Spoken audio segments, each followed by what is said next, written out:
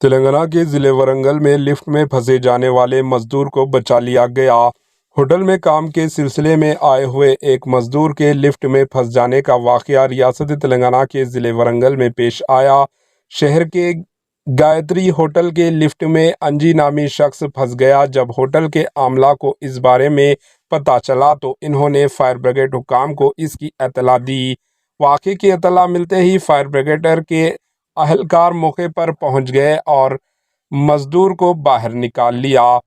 پہلے انہوں نے لفٹ کے نیچے حصے میں دیوار میں ایک بڑا سوراخ کیا۔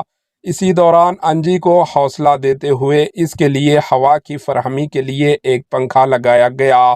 بعد میں ایک اور سوراخ کر کے اسے بحفاظت باہر نکالنے میں کامیاب رہے۔ پولیس نے مزدور کو اسپتال منتقل کر دیا گیا، جس پر اس نے ان کا شکریہ ادا کیا۔ Bureau report, H N news.